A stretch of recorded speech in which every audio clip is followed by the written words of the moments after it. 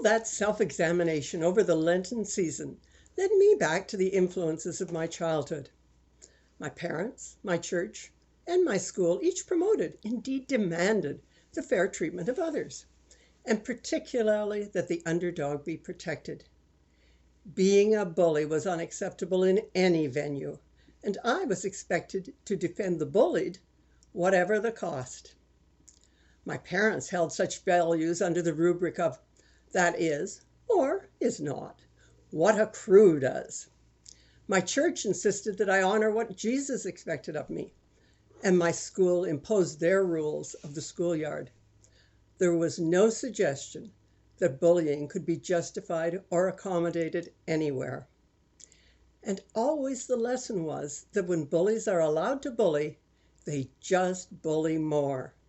So everyone had to be on the lookout to stop it before it really got going. And that worked. Then I went to university and studied history and discovered that that lesson could be applied to just about every dictator or warmonger in history. They were bullies. And as bullies who got away with it, power went to their heads and they believed themselves and their whims were all that mattered, that all others were unworthy of their care or concern. Tyrants have changed the course of history as far back as we can go. When we side with them, we tend to justify their actions, and when we oppose them, we expose their cruelties. Bible stories have their fair share of villains. Debates on the Roman Empire center on whether Nero, Caligula, or Domitian was the cruelest, the most egocentric, the most horrible leader. Names spring in infamy from every century.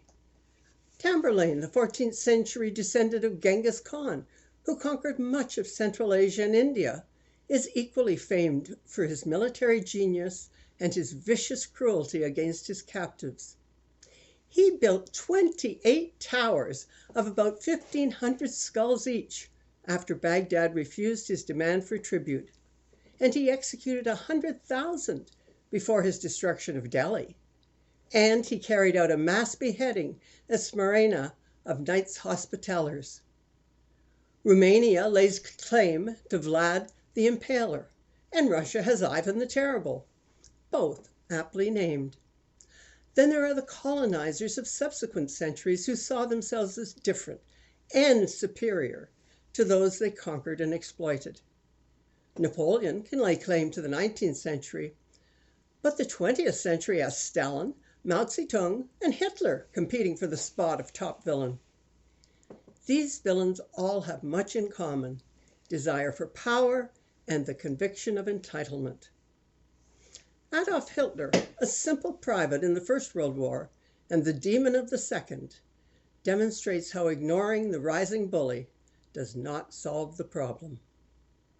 Hitler was elected out of the poverty World War I left behind, and as he bullied his way through Lebensraum, his demand for living space for the German people in Eastern Europe, the demonization of communists, Jews, gypsies, homosexuals, and social democrats, the dissolution of trade unions, the occupation of the Rhineland, the annexation of Austria, Lithuania, and the division of Czechoslovakia by Germany in concert with Hungary.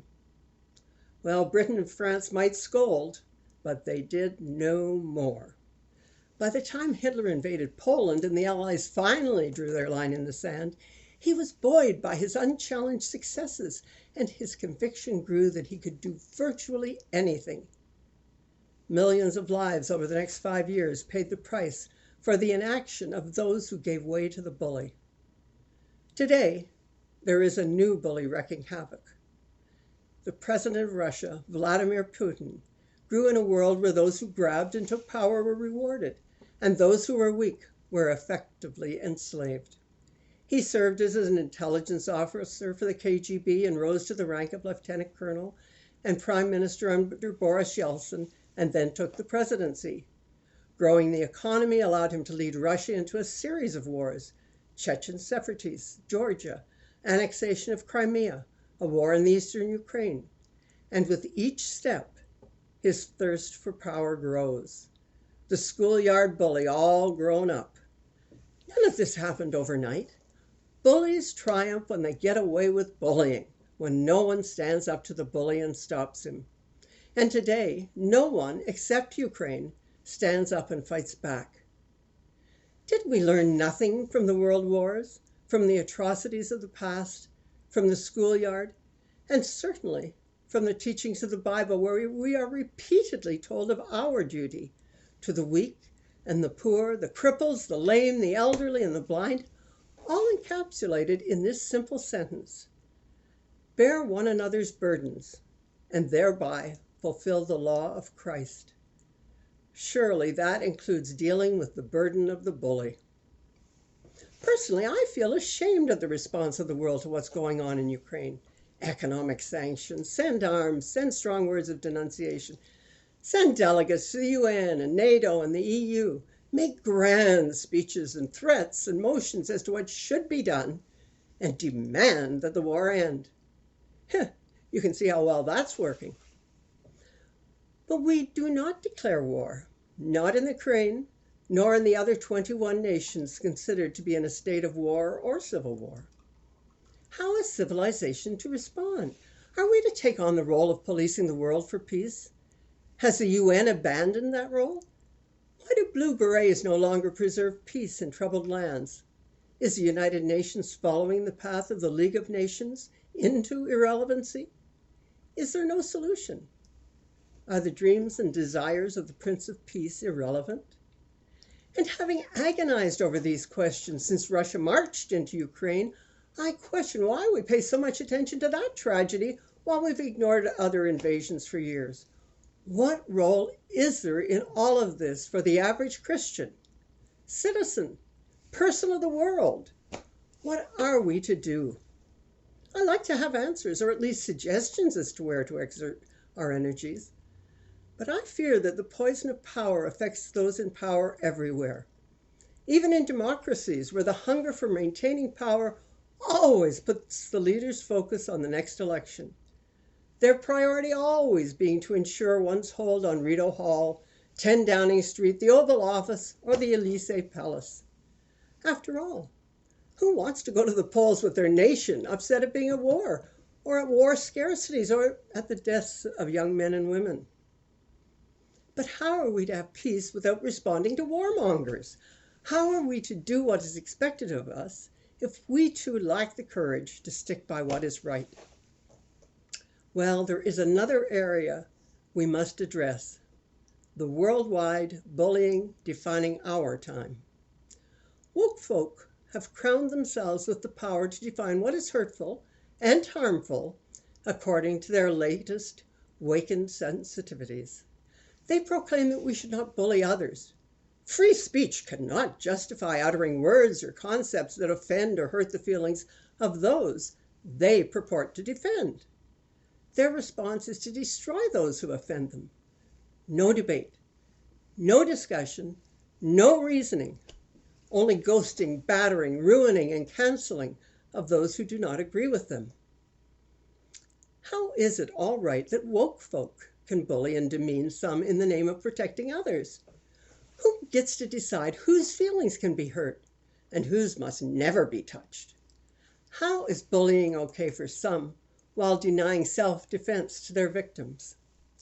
The woke folk have become a bullying parody, doing precisely what they declaim. And how does one respond? How does one find a path to understanding and conversation and caring when one party denounces the other and bullies them into submission or silence?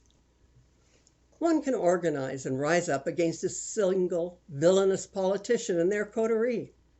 But how does one stop a moving target that changes with every newly discovered affront? And what would happen if we all claimed offense? And surely things happen on an almost daily basis that upset or offend one. I am upset when someone uses God's name for anything other than prayer and worship. I'm upset at cruelty. I'm upset at the silencing of free speech. I'm upset at people being upset at others exercising free speech. I am upset at dozens and dozens of things, but I don't think that should concern others. For instance, I am upset, indeed, I am offended, when a careless kitchen deposits a green pea upon a plate presented to me in a restaurant, having clearly specified no such heinous item should be placed before me. However, I don't expect anyone to pick at the restaurant or write cruel reviews on the internet on my behalf, even though anyone with healthy taste buds knows that those filthy green pits from hell ought to be banned from public spaces and every garden. I don't expect my tastes or my sensitivities to trump those of others, but I do not expect others to dictate to me what I should eat, and definitely not what I do or think, nor what I ought to think or say or want to discuss or explore or research. Good manners, politeness, respect for the rights of others to express their opinions are what makes a successful, healthy society. It does not mean that I have to agree with you or you with me, but we should be able to talk together and agree to agree or disagree without malice or a desire to destroy the other. And that is how we need to proceed if we are to avoid a world of bullying that can only lead to war and malice, death and destruction, an end to all that has led us this far on the discovery of civilization and toleration. You know, toleration used to be the goal. We held it up proudly as a Canadian virtue that enabled us to welcome such disparate nationalities, ideals, and faiths to our shore. Now we seem to insist on embracing the values and dictates of others, or being the enemy. I would suggest that toleration is a positive, one to be greatly desired and embraced. Live and let live. Share and learn. Caring and seeking compromise and understanding cannot be bad. But taking on the role of the schoolyard bully, which seems to be the goal of the internet these days, is frightening. I'm not sure that I trust Elon Musk with his takeover of Twitter, but the idea that objectionable views can be seen and shared seems to me to be preferable to the protection of the snowflake who will inevitably melt in the flames that will follow if we cannot all be heard and respected as human beings of differing views and values, some wrong, some right. But at least let all be heard before we judge and then decide as to whether we wish to adopt such ideas for our own. And let those judgments be ours, not the decisions of mob rule of the schoolyard bully grown mad with the power to destroy.